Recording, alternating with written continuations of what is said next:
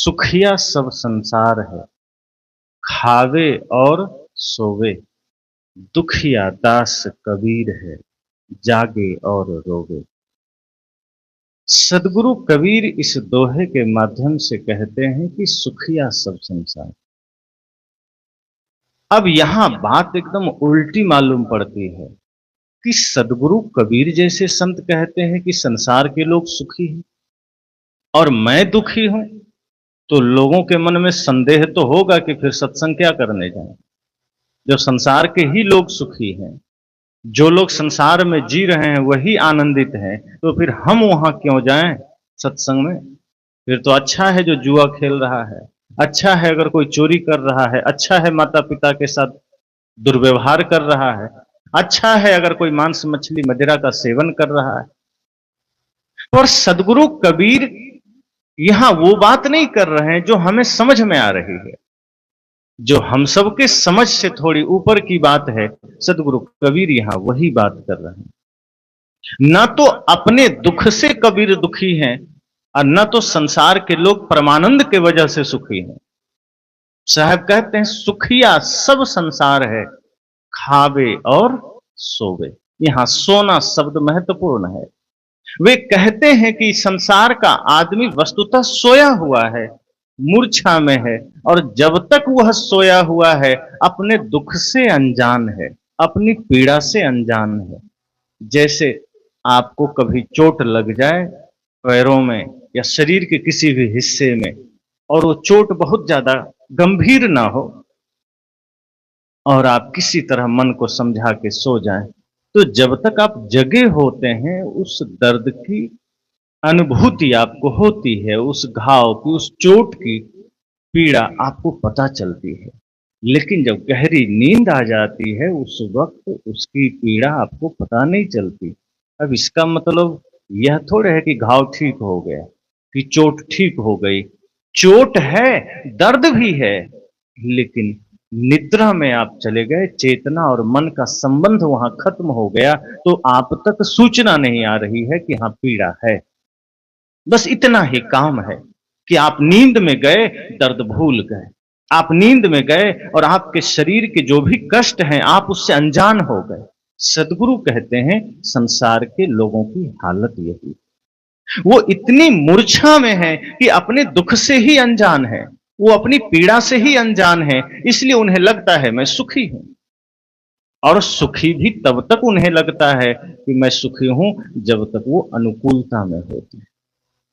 जैसे ही कोई प्रतिकूलता आई, जैसे ही कोई विषम परिस्थिति आई, हल्की सी चोट लगी, थोड़ी सी मूर्छा जगी, फिर संसार का दुख हमें दिखाई देने लगता है, संसार की पीड़ा हमें दिखाई देने लगती है, अपने ही जीवन के भयंकर सारे कष्ट हमें दिखाई देने पड़ लगते हैं और फिर हम रोने लगते हैं।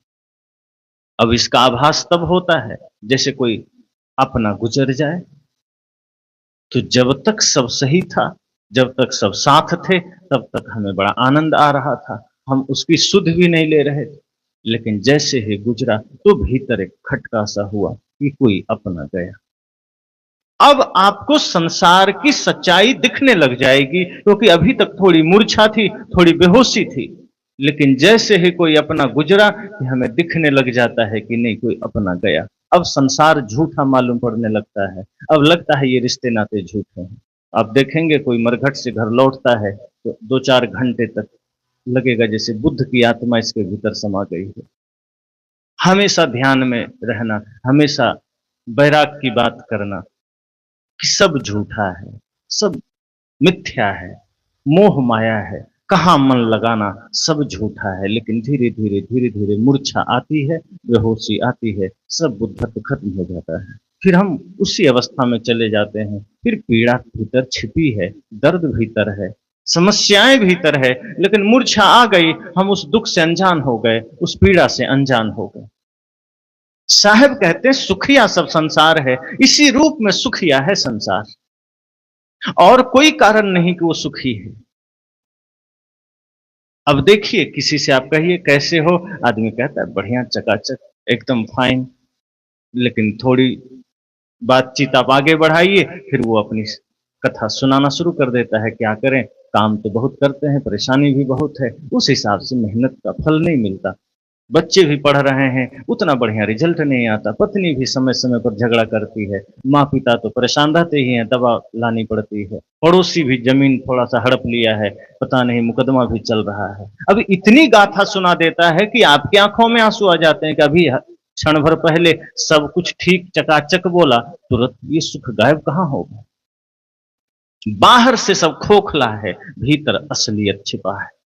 बाहर से बड़ी बड़ी बिल्डिंगें खड़ी है, दरवाजे पर गाड़ियां खड़ी है, शरीर पर बढ़िया कीमती वस्त्र हैं, हाथों में कलाइयों में अच्छी कीमती घड़ी है, पैरों में बढ़िया ब्रांडेड चप्पल जूते हैं, सिर पर टोपी है, घरों में महंगे टाइल्स हैं, लेकिन बिस्तर पर जाने के बाद उसे पूरा दुनिया दिख रहा है, पूरा संसार दिख रहा है कि पीड़ा ही पीड़ा है, कष्ट ही कष्ट है। साहब कहते हैं सुखिया सब संसार है। ये इस अर्थ में सुखी है कि आदमी बेहोश है।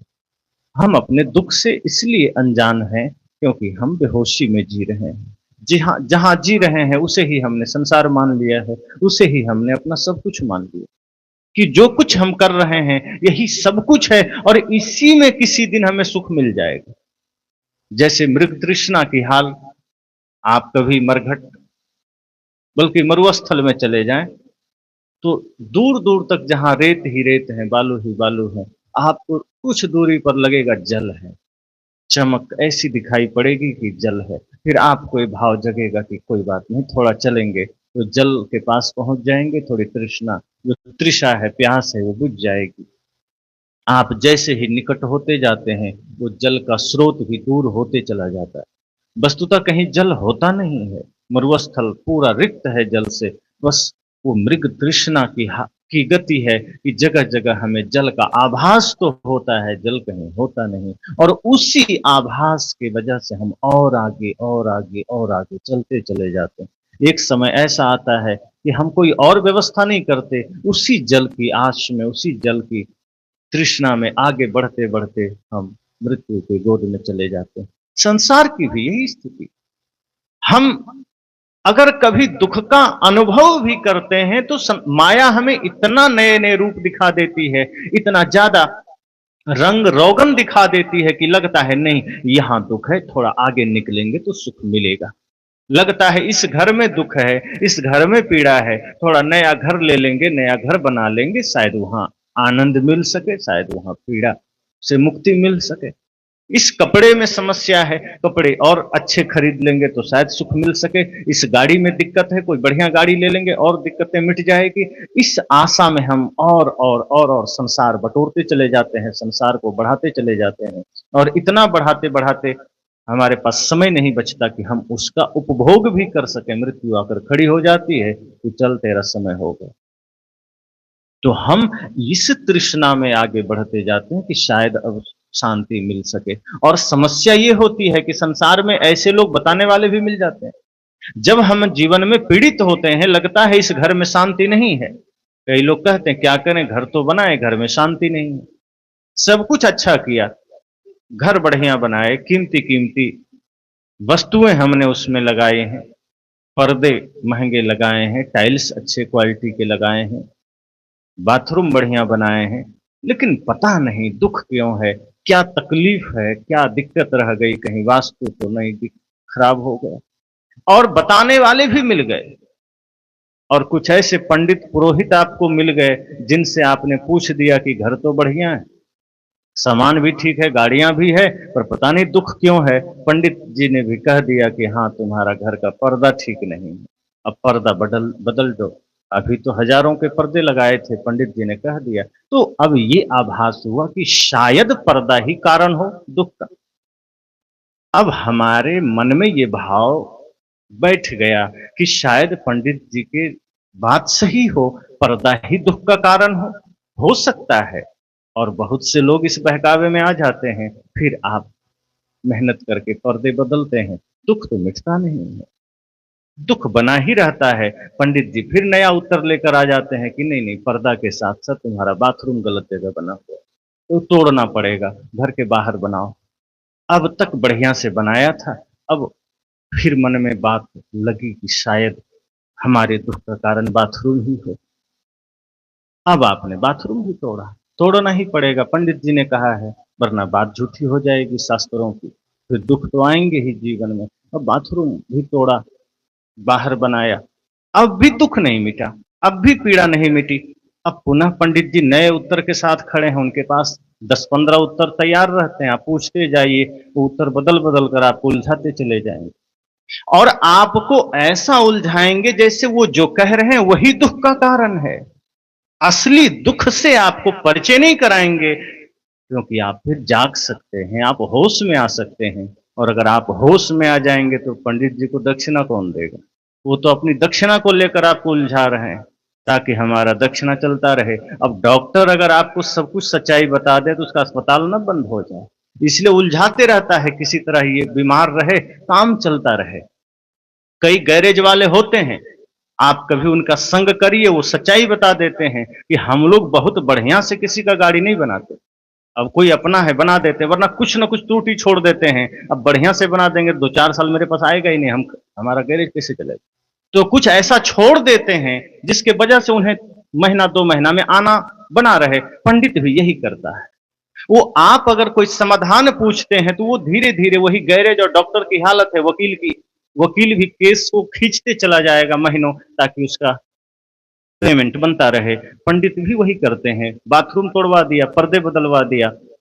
अब उसने कहा कि अब अगर तुम्हारा रसोई घर की जो दिशा है वो थोड़ा सा गलत है, उसे पूर्व दिशा की ओर करना, दरवाजा उधर खोलना। अब फिर मेहनत आपने की। कभी कभी तो ऐसा करता है कि आपका पूरा घर तोड़वा देता है और आदमी नासमझी में पूरा घर तोड़ डालता है, नया बना लेता है। दुख नहीं मिटता, क्योंकि पंडित कभी नहीं बताएगा कि तुम्हारे दुख का कारण तुम्हारी बेहोशी है, तुम्हारा मन है। मन है दुख का कारण, तुम्हारी इच्छा है दुख का कारण, ये कभी नहीं बताए। सदगुरु कहते हैं हमारे दुख का कारण हमारी बेहोशी है, और बेहोशी में जब हम होते हैं तो हमें उतना पता नहीं चलता दुख। कभी कभी थोड़ा सा दुख अगर आभास में आया, कुछ कुछ दुखों का अनुभव हुआ, तो हम हलचल में आ जाते हैं, थोड़ा मंदिर चले गए, थोड़ा हनुमान जी को पूजने लगे, कभी माता को पूजने लगे। कभी कभी दुख का थोड़ी सी झलक मिलती है, थोड़े से दुख का अंदाजा लगता है, तो हम कोई ना कोई तीर्थ चले जाते हैं, कहीं ना कहीं किसी के पास चले जाते हैं, और उसके बाद फिर थोड़ी सी अनुकूलता आई, फिर हम बिसर जाते हैं। तो सदगुरु कहते हैं कि वैसे तो सुखिया सब, वैसे तो संसार लगेगा बाहर से पूरा सुखी है, वो खा रहा है, पी रहा है, सो रहा है। कई लोग आते हैं, धार्मिक लोग, सत्संगी लोग, कहते हैं गुरु जी हम सत्संग करते हैं फिर भी गरीब हैं, दुखी हैं। ये जो लोग मांस मछली खाते हैं, शराब पीते हैं, ये 2 नंबर काम करते हैं, तो कोठियां बना रखते हैं, हवाई जहाज में घूमते हैं, बड़े सुखी हैं, उन्हें भी लगता है वे सुखी हैं। लेकिन आप जब उनके जीवन में अंदर घुसेंगे तो पता चलेगा वो सारा सुख उनका बाहर का है और क्षण भर का है। वैसे धर्म के मार्ग में थोड़ी कठिनाई तो आती है, कोई अच्छी चीजें सहज में थोड़े मिल जाती। परमानंद चाहिए, परम शांति चाहिए, शाश्वत आनंद चाहिए, तो ऐसा थोड़े है कि आपको गए और मिल गया। ये कोई प्रसाद थोड़े है, गए कटोरी में मिल गया। परम शांति परम साधना से आती है, ध्यान से आती है। और ध्यान अगर निरंतर हमारा चल रहा है, साधना हमारी निरंतर चल रही है, तो शांति का प्रसाद मिलेगा। ऐसा नहीं कि सत्संग में गए मिल गया, लेकिन बाहर हमें यही आभास होता है, बाहर हमें यही बताया जाता है कि हाँ, तुम्हें कहीं भी कोई जीवन में तकलीफ है, दुख है, तो किसी भी जगह मंदिर में जाना, मन्नत मांग लेना, वहां कामना कर लेना, पूरी हो जाएगी, तुम सुखी हो जाओगे। और हमें ये रास्ता बताने के लिए जगह जगह चौक चौराहे पर लोग खड़े हैं। सच्चे गुरु, सच्चे संत हमें कम मिल पाते हैं, इसलिए हम भटक जाते हैं, इसलिए हमारी यात्रा गलत दिशा में हो जाती है। तो साहब कहते हैं कि सुखिया सब संसार है। संसार के लोग सुखी हैं, लेकिन इसलिए क्योंकि वो सो रहे हैं, मूर्छा में हैं, और जहां बेहोशी है वहां अपने दुख का कोई पता थोड़े चलता है। वो तो तब चलता है जब कभी कभी थोड़ी सी मूर्छा टूटती है, थोड़ी सी बेहोशी खत्म होती है, और तब पता चलता है कि कितना भयंकर दुख है, कितनी भयंकर पीड़ा है। और वो सबके जीवन का अनुभव होगा। अगर आप सब अपनी अपनी आंखें बंद करके 1 मिनट के लिए भी सोचें कि हमारे जीवन में सुख है या दुख, तो आपको लगेगा लंबा सा लिस्ट है, इतिहास है। और सुख तो कहीं कहीं कभी कभी नजर आता है, दुख ही तो है। वो क्यों है? और लेकिन उसका आभास उतना ज्यादा क्यों नहीं होता? क्यों हम फिर भी उसी में जी रहे हैं? क्योंकि हमें लगता है यहीं कहीं समाधान मिल जाएगा, यहीं कहीं नौकरी मिल जाएगी तो शायद हमारा दुख दूर हो जाएगा, कुछ पैसे और कमा लेंगे तो शायद हमारा दुख दूर हो जाएगा, गाड़ी खरीद लेंगे तो शायद हमारा दुख दूर हो जाएगा। हम उत्तर भी उन्हीं चीजों में खोजते हैं जहां से हमारे जीवन में पीड़ा आई है, जहां से हमारे जीवन में दुख दर्द आए हैं। सदगुरु कहते हैं कि दुखिया दास कबीर है। अब यह बात सुनकर के बहुत से लोगों को हैरानी हुई कि कबीर साहब जैसे संत भी दुखी होते हैं क्या? जागे और रोवे। साहब कहते हैं मैं जाग भी रहा हूं, रो भी रहा हूं। उनका एक और दोहा आपने सुना है ना, मैं रोऊं इस जगत को मोको रोवे न को। तो एक आदमी ने पूछा कि कबीर साहब तो परम संत हैं, सिद्ध संत हैं, फिर वो रोते क्यों हैं? एक दोहा और साहब का है, चक्की चलती देख के दिया कबीरा रोए, दो पाठ भीतर आए के साबुत गया न कोई। कहा कि कबीर साहब जगह जगह रोने की बात क्यों करते हैं? रोना तो संसारियों का काम है, लेकिन आप इन सभी बातों में एक चीज देखिए, इस पर विचार करिए। सदगुरु क्या कहते हैं? दुखिया दास कबीर है, जागे और रोवे। और दूसरे में क्या कहते हैं? मैं रोवूं इस जगत को। और एक जगह क्या कहते हैं? चक्की चलती देखकर दिया कबीरा रोए। इन सारी बातों में एक बात समझने की है कि सदगुरु कबीर कहीं नहीं कहते हैं कि मुझे भोजन नहीं मिला इसलिए मैं रो रहा हूं, कि मुझे कपड़ा नहीं मिला इसलिए रो रहा हूं, कि मेरे शिष्य बात नहीं मानते इसलिए मैं रो रहा हूं, कि मेरी कुटिया टूट गई इसलिए मैं रो रहा हूं, कि मेरे चप्पल खड़ाऊ टूट गए इसलिए मैं रो रहा हूं। कहीं भी आपको ये नजर नहीं आएगा कि सदगुरु कबीर अपने स्वार्थवश आंसू बहा रहे हैं। सदगुरु कहते हैं मेरा दुख मेरा अपना नहीं है। अगर संसार के लोग दुखी भी होते हैं, वो इसलिए दुखी होते हैं कि उसका कुछ छूटा है, उसका कुछ टूटा है। अगर पिता भी गुजरे हैं और वो आदमी रो रहा है, पिता के जाने का दुख है, तो गहराई में यह दुख है कि पिता के जाने से कुछ क्षति हुआ, अर्थात कुछ सुविधाएं अब कम हो जाए। बहुत कम ऐसे लोग होते हैं जिनकी सच्ची प्रीति पिता में है कि पिता कुछ ना करे, बैठा रहे, कुछ भी एक काम ना करे और उतना ही स्नेह बना रहे, कि पति कुछ ना करे और पत्नी उतनी ही प्रेम करे, कि भाई कुछ ना करे बैठा रहे घर में और भाई उससे उतना ही प्रेम करे। जिस दिन घर का एक भी सदस्य काम करना बंद कर दे, चुपचाप घर आके बैठ जाए, तो घर के लोग उसे फिर कहने लगते हैं कि क्या तू बैल की तरह बैठा है, कुछ तो कर। भाषा बदल जाती है। वो बढ़िया कमा रहा है तो बाबू सोना शुरू हो जाता कि नहीं तुम ही सब ठीक हो, जो कहो वो बना दें, खा लो, जो लेना ले लो, तुम ही तो सब हो, घर चला रहे हो। सदगुरु कहते हैं संसार के लोगों का दुख वस्तुतः स्वार्थ का दुख होता है कि कोई छूटा तो हमें लगता है कुछ हमारे स्वार्थ में कमी आएगी। ये गहराई में है, हमें पता नहीं चलता। ये इतने गहरे में है कि हमें इसका आभास नहीं होता, लेकिन मूल में आप जाएंगे तो संसार से आपका कुछ भी छूटा मतलब वो मोहवश आप दुखी हो रहे हैं, स्वार्थवश दुखी हो रहे हैं। सदगुरु कहते हैं मेरा कोई मोह नहीं है, मेरा कोई स्वार्थ नहीं, मेरा कुछ टूट नहीं सकता, मेरा कुछ छूट नहीं सकता, मैंने अपना सब पहले ही छोड़ रखा है। मेरा सब कुछ पहले ही मैंने खुद ही तोड़ दिया है, दूसरे क्या तोड़ेंगे। मैंने अपने सारे बनाए जाल मैंने तोड़ दिए हैं। सदगुरु कबीर तो कहते हैं मैंने अपना तो तोड़ ही दिया है, मैं आप सबको भी निमंत्रण दे रहा हूं तोड़ने का। मैंने अपना सारा घर जला रखा है, आपको भी आमंत्रित कर रहा हूं, अपना भी घर जला दो। कबीर खड़ा बाजार में लिए लुकाठी हाथ, जो घर जा रहे अपना चले हमारे साथ। वो तो संसार को भी कहते हैं कि मैं तो बाजार में खड़ा हूं, हाथ में मसाल लेकर खड़ा हूं, जिन जिन को अपना घर जलाना है ये मसाल लेकर जाए, जलाकर आ जाए मेरे साथ। तो वे तो कहते हैं मैंने तो अपना जला रखा है, अपना घर जला दिया, अपना सब कुछ जला दिया, अब मुझे अपने लिए नहीं रोना है। अब एक आदमी ना समझ मसाल लिया, अपनी झोपड़ी में आग लगा के आ गया कि मैंने जला दिया। कहा क्या जला दिया? झोपड़ी जला दिया। क्या मूर्ख, झोपड़ी बाहर की जलाई है तुमने, ये जो भीतर तुमने अहंकार का घर बना रखा है, ये भीतर जो तुमने लोभ मोह का घर बना रखा है, ये भीतर जो तुमने विकारों की झोपड़ी बना रखी है, मैंने इसे जलाने की बात कही थी। और ये मेरे हाथ का जो मसाल है तो प्रतीक है ज्ञान के मसाल का, वो ज्ञान तुम्हें ले जाना था। सदगुरु कहते हैं ये बाहर जो तुमने बना रखे हैं ये तो जलाना सरल हो जाता है, लेकिन संसार के लिए तो वो भी सरल नहीं। भीतर का कहां से सरल होगा? भीतर की झोपड़ी कैसे जलेगी? तो सदगुरु कहते हैं मेरा कुछ नहीं जिसके लिए मैं रोऊं, मेरा अपना कुछ नहीं। अगर संत किसी के दुख को देखकर द्रवित होते हैं तो ये समझना कि सच में उनको संसार से प्रेम है। और सदगुरु तो कहते हैं कि मुझे तो प्राणी मात्र से प्रेम है, इस समस्त सृष्टि से प्रेम है, एक एक जीव से प्रेम है। सदगुरु कबीर की यही तो महानता है, यही तो विराटता है कि जहां कोई हिंदू से प्रेम किया, जहां कोई मुसलमान से प्रेम किया, जहां कोई ईसाई से प्रेम किया, बौद्ध से जैन से प्रेम किया, और कोई कोई हुए जो समस्त मनुष्यता से प्रेम किया, अर्थात प्राणियों से, मतलब मनुष्य से। सदगुरु कहते हैं मुझे सृष्टि के एक एक जीव से प्रीत है, प्रेम है। चींटी भी है तो मुझे उसमें भी वही परमात्मा दिखता है।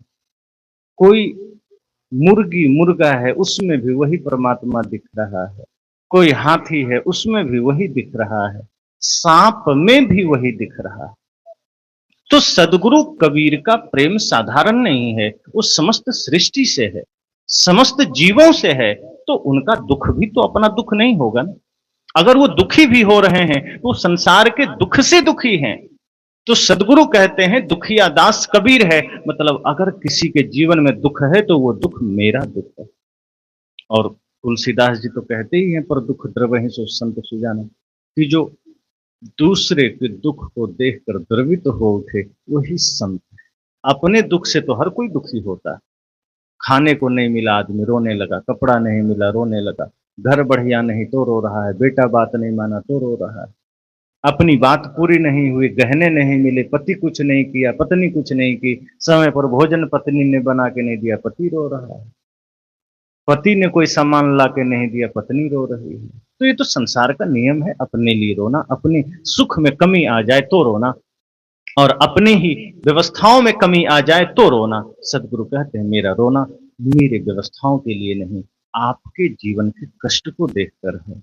वे कहते हैं कि अगर चक्की चलती हुई देख करके मुझे रोना आ रहा है, इसका मतलब ये नहीं है कि मैं ना समझ हूं कि चक्की चली और मैं रो पड़ा, ये कोई मजाक थोड़े है, चक्की चल रही है। सदगुरु कबीर अपनी बातें जब कहते हैं तो उसका बड़ा गहरा अर्थ होता है। वे कहते हैं कि चक्की तो एक उदाहरण मात्र है, जैसे चक्की में दो पार्ट होते हैं, दोनों तरफ से पत्थर के दो पार्ट, उस बीच में कील लगा होता है, और कील के द्वारा ही बगल से ही उसमें अनाज डाले जाते हैं। तो दोनों पार्टों के बीच में जो अनाज जाता है वो पिस जाता है।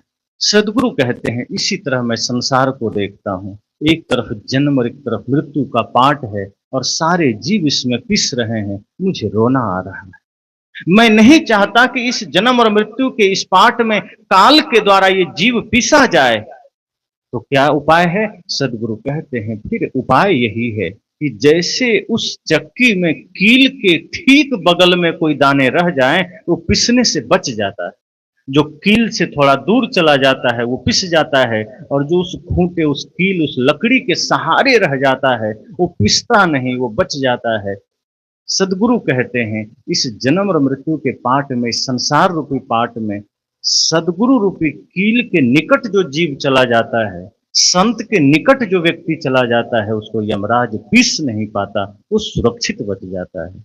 तो उपाय यही है कि सदगुरु के संत के सानिध्य में जाइए, संतों के संग जाइए, सत्संग में जाइए, तो शायद आप भी दुख से बच सकते हैं, आप भी पीड़ा से बच सकते हैं, आप भी काल के गाल में जाने से बच सकते हैं।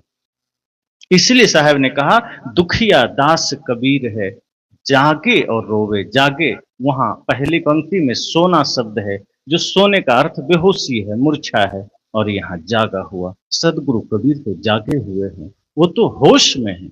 उनकी कोई मूर्छा नहीं, उनका कोई अपना दुख नहीं, उनकी कोई अपनी पीड़ा नहीं। तो सदगुरु कबीर जब कहते हैं सुखिया सब संसार है, खावे और सोवे, कि संसार का आदमी तो खा रहा है, पी रहा है, लेकिन समस्या ये है कि बेहोशी में, और जहां बेहोशी है सारे पाप भी हो रहे हैं, और हम उन पापों के दुख को अनुभव भी नहीं कर पा रहे हैं।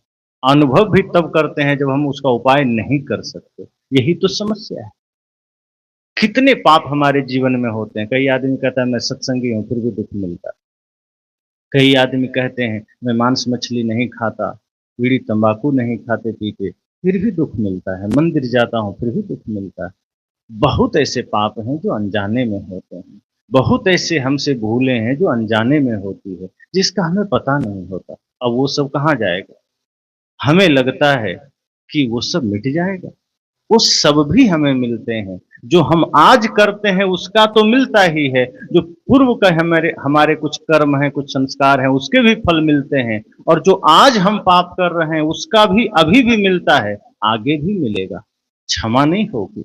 लेकिन अगर हम पूर्णतया धर्म मार्ग पर चलने लगें, ज्ञान के मार्ग पर चलने लगें, सेवा साधना के मार्ग पर चलने लगें, तो हम अत्यंत कठिन तप त्याग साधना के द्वारा अपने सारे कर्म फल को मिटा सकते हैं, अपने भाग्य को बदल सकते हैं। लोग कह देते हैं कि नहीं, जो भाग्य में लिख गया मिटा नहीं सकते। जो लिख गया नहीं मिटा सकते, लेकिन नया भाग्य इतना बढ़िया लिख दो कि वो लिखा हुआ भी छोटा हो जाए। और लिखना आप ही को है, कोई भगवान नहीं लिखेगा। ये मत सोचिए कि कोई भगवान आपका भाग्य लिखता है। अगर भगवान के हाथों आपका भाग्य लिखा जाता तो इतना समझना कि किसी का भाग्य गलत नहीं होता। अगर एक माता पिता को यह अधिकार दे दिया जाए कि अपने पुत्र का भाग्य आपको ही लिखना है, तो सोचो, आप अगर एक माता पिता हैं तो अपने पुत्र का भाग्य आप क्या लिखोगे? क्या किसी पुत्र के भाग्य में, दो पुत्र हैं तो एक में लिख दोगे स्वर्ग और एक में लिख दोगे नर्क? अगर आपका पुत्र आपकी बात नहीं भी मानता है, गलत रास्ते पर भी चलता है, तो आप दोनों के भाग्य में सिर्फ और सिर्फ स्वर्ग लिखोगे, शांति लिखोगे, समृद्धि लिखोगे। तो भगवान अगर पिता हैं और उन्हें ही अगर सबका भाग्य लिखना है, तो किसी को राजा, किसी को रंक, किसी को दुखी, किसी को छूत, किसी को छूत, किसी को बड़ा, किसी को छोटा, किसी को चोर, किसी को डाकू, किसी को साधु, किसी को फकीर, ऐसा भाग्य क्या नशे में लिख रहा है भगवान भाग्य सबका? इसका मतलब है कि भगवान ही बेहोशी में लिख रहा है। फिर वो भगवान कहां हुआ? तो शैतान हुआ। अगर किसी के भाग्य में दुख लिख रहा है, वो भगवान नहीं हो सकता, वो शैतान है। सच तो यह है कि भाग्य भाग्य ही खुद लिखते हैं। भगवान को लिखने का ये अधिकार होता, भगवान अगर भाग्य लिखते तो सबके भाग्य में सुख ही सुख होता। हम खुद लिखते हैं। इसलिए कहते हैं संतजन कि आप अगर लिख रहे हैं तो होश में आ जाइए, फिर अपने भाग्य सही कर लीजिए, अपने कर्म सही कर लीजिए। और कर्म सही हुआ कि भाग्य सही हो गया। जो हम कर्म कर रहे हैं यही भाग्य बनता है। अगर आज अपने कर्म ठीक कर लिए तो भाग्य सही हो जाएंगे, कर्म गंदा रहा तो भाग्य गंदे हो जाएंगे। तो अगर भाग्य में कुछ लिखा भी है तो हम उसे ठीक भी तो कर सकते हैं। अगर हमारे कर्मफल कुछ गलत भी बन गए हैं तो हम यहाँ मिटा भी तो सकते हैं, क्योंकि मनुष्य जीवन कर्म की भूमिका है। मनुष्य के अलावा जो तीन खानियां हैं वो भोग की भूमिका है। वहां हम दुख पाते हैं, कष्ट पाते हैं, कर्मों के फल पाते हैं। आज यहाँ अगर कोई पाप कर्म हमने किया है तो आगे अगर कीट पतिंगे में गए, सांप छुछुंदर में गए, तो वहां तो दुख पाएंगे ही, यहाँ भी दुख पाके जाएंगे। इसलिए चेष्टा ये करिए, इसी जीवन में हमें एक अच्छा कर्म करना है, अच्छा भाग्य बनाना है, ताकि मुक्ति ना सही, कम से कम अगला जन्म पुनः मनुष्य का पा सकें, ताकि पुनः धर्म मार्ग पर चल करके मुक्ति तक पहुंच सकें। एक प्रयास में ना सही, दो प्रयास में, 10 प्रयास में, लेकिन लक्ष्य सही रहेगा तो पुनः पुनः हम मनुष्य जीवन में आकर के मुक्ति मार्ग तक तो जरूर जा सकते हैं। और अगर इसी जन्म में हम सारे पाप कर लिए तो बिगड़ा ही, कर्म बिगड़े, संस्कार बिगड़े, और फल इतना गंदा आएगा कि फिर भोग भूमिका में जाने से कोई रोक नहीं सकता, फिर नरक में जाने से कोई रोक नहीं सकता। तो सदगुरु कहते हैं संसार के लोग सोया हुआ है, और सोया हुआ होना अर्थ यह रखता है कि हम गलतियां करते हैं, हमें पता नहीं चलता। हम क्रोध करते हैं, हमें पता नहीं चलता। हम लोभ करते हैं, हमें पता नहीं चलता। हम झूठ बोलते हैं, हमें पता नहीं चलता। होश में अगर हो गए तो झूठ भी नहीं बोला जा सकता। क्रोध भी नहीं किया जा सकता। दोनों बातें समझने की है कि आप अगर होश में हैं तो क्रोध भी नहीं कर सकते, झूठ भी नहीं बोल सकते, लेकिन बेहोशी में है तो झूठ बोले चले जा रहे हैं, क्रोध किए चले जा रहे हैं। कई बार आप अनुभव करते हैं, क्रोध कर बैठे, थोड़ी सी चेतना जगी, बाद में आप कहते हैं कि ओह, मैं चाहता नहीं था, पता नहीं कैसे क्रोध निकल गया, क्रोध हो गया, चाहता नहीं था गाली देना, पता नहीं मुख से गाली कैसे निकल गई। बाद में आप पछताते हैं। इसका मतलब है कि चित्त से आपका कनेक्शन कटा हुआ था, आप बेहोशी में थे, आप मूर्छा में थे, और उस मूर्छा की हालत में आपने भूलें की है। चाहे किसी की निंदा हो, चाहे किसी की शिकायत हो, चाहे किसी को गाली देना हो, चाहे किसी को डांटना हो, चाहे बच्चे को दुत्कारना हो, पति से झगड़ा करना हो, भाई से झगड़ा करना हो, नशा करना हो, कोई भी बुराई मूर्छा में हो रही है। बुराई, जितनी भी बुराइयां हैं वो बेहोशी में हो रही है। और जैसे ही थोड़ी सी चेतना जगती है, थोड़ी सी होश जगती है, हमें लगता है भूल हो गई। वो होश सदा बना रहे, वो जागरण सदा बना रहे। तो सदगुरु ने कहा कि सुखिया सब संसार है, खावे और सोवे। संसार के लोग सुखी लग रहे हैं क्योंकि वो खा रहे हैं, सो रहे हैं, वो मूर्छा में हैं, उन्हें पता नहीं है, बस काम कर। ज्यादा पीड़ा आ गई, और अगर दुख का ज्यादा, अब मान लीजिए ज्यादा दुख मन में आने लगा, ज्यादा पीड़ा होने लगी, तो आदमी गया शराब पी लिया।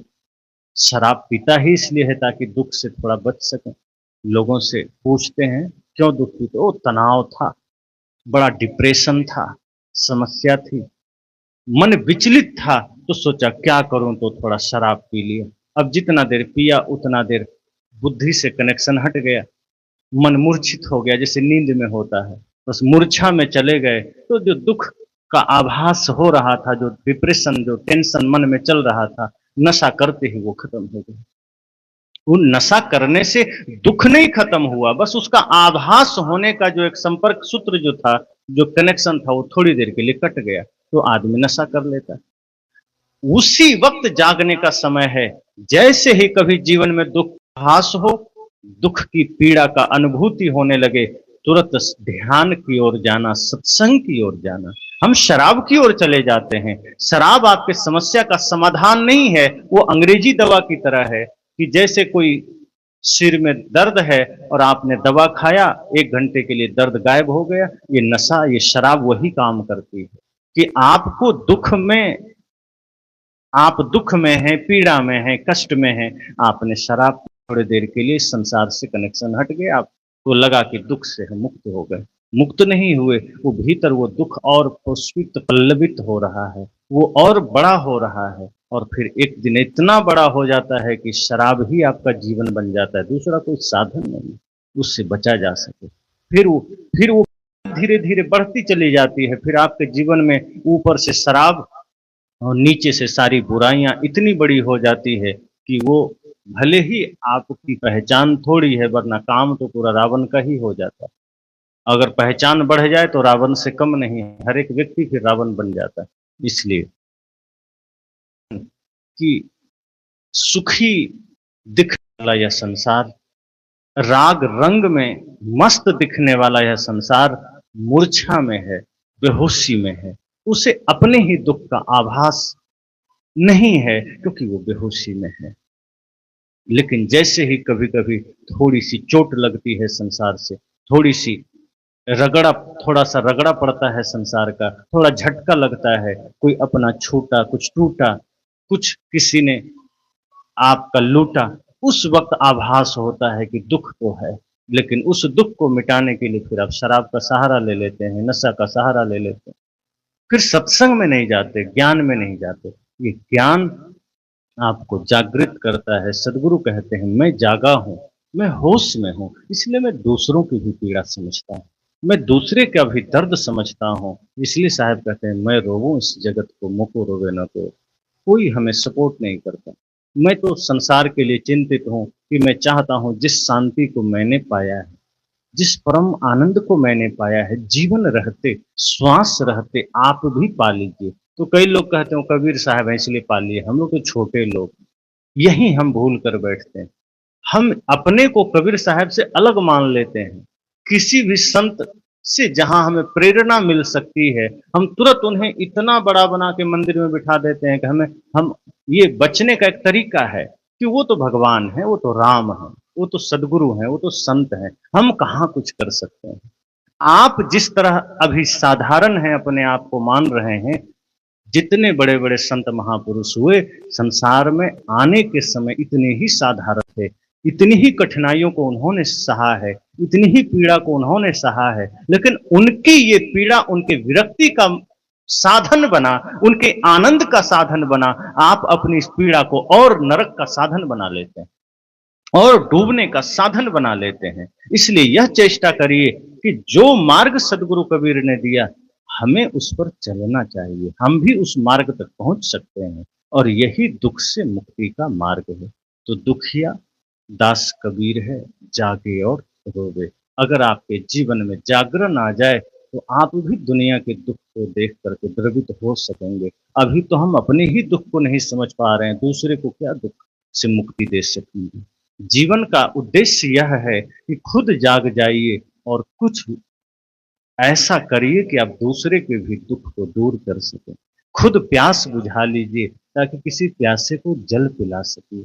खुद तृप्त हो जाए ताकि किसी अतृप्त को तृप्ति प्रदान कर सकिए। खुद अपने आंसू पोंछ लीजिए ताकि किसी और के आंसू पोंछ सकें। अभी तो हमारा ही आंसू इतना बह रहा है, हमें दूसरे का आंसू कैसे दिखेगा। हम तो खुद ही इतनी पीड़ा में हैं कि अपने माँ बाप के आंसू तक हम नहीं देख पाते, फिर गैरों का क्या देखेंगे। सदगुरु कहते हैं खुद जाग जाइए, खुद होश में आ जाइए ताकि आप दूसरों की पीड़ा भी देख सकें। और अगर आप दूसरों की पीड़ा देख सके, आपके भीतर इतनी संवेदना जाग जाए कि आप दूसरों के दुख को देखकर द्रवित हो सके, तो समझना कि आप में इंसानियत जागृत हो गई है। अब आप सही मार्ग पर हैं। निश्चय ही आप भक्ति के उस अंतिम शिखर पर जाएंगे जहां परमानंद है, परम शांति है। यही हमारा लक्ष्य। बस।